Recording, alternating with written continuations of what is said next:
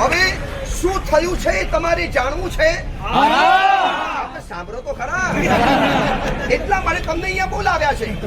અહીંયા જેવું સાંભળવામાં આવે બધાએ હર્ષ ઘેલા બનીને જય જયકાર કરતા, રસ્તામાં કોઈને નડ્યા વગર જય જયકાર કરતા ઘરમાં જવાનું.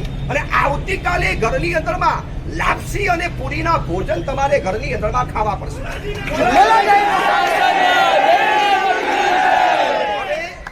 જે આપણી ઈચ્છા મનમાં ધારેલી તમને બધાને ખબર શું હતી?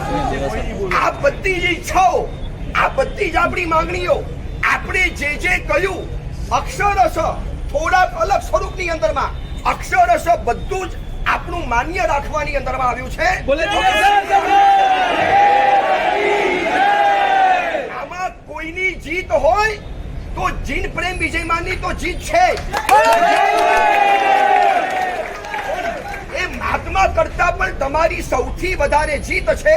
હવે તો એમ લાગે જીતવું હોય તો સુરતમાં આવીને જ આંદોલન કરવાનું, બાકી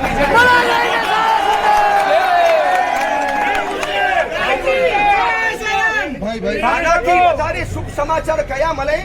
લાગે છે કે ઉમરા શ્રી સંઘનું સૌભાગ્ય અમર તપે છે.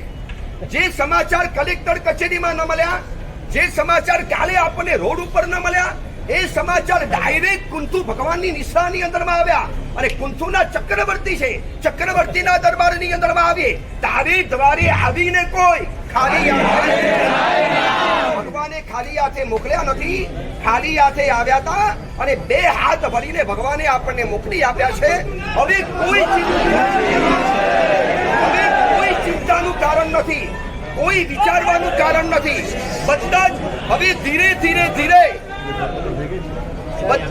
ધીરે પોતાના ઘર તરફ જાઓ, હર્ષ ખેલા બનીને જાઓ. ઘરમાં બધાને શુભ સમાચાર આપો, તમારા દોસ્તારોને સમાચાર આપો કે જીન શાસનની શાસન દેવી હજી જીવંત છે.